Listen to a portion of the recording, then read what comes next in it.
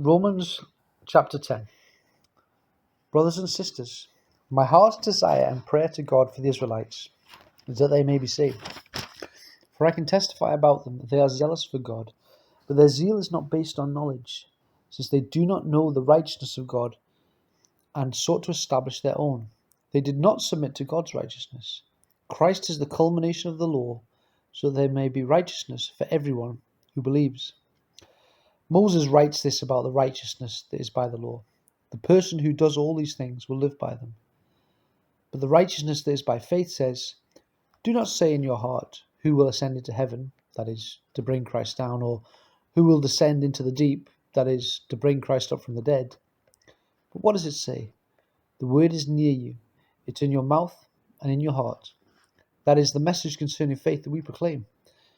If you declare with your mouth Jesus is Lord, and believe in your heart that God raised him from the dead, you will be saved. For it's with your heart with you believe and are justified, and it's with your mouth that you profess your faith and are saved. As Scripture says, anyone who believes in him will never be put to shame. There's no difference between Jew and Gentile. The same Lord is Lord of all and richly blesses all who call on him. For everyone who calls on the name of the Lord will be saved. How then can they call on the name of him who they have not believed in? And how can they believe in the one whom they have not heard? And how can they hear without someone preaching to them? And how can anyone preach unless they are sent? As it is written, how beautiful are the feet of those who bring good news. But not all the Israelites accepted the good news. For Isaiah says, Lord, who has believed our message?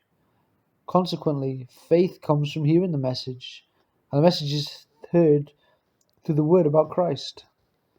But I ask, did they not hear? Of course they did.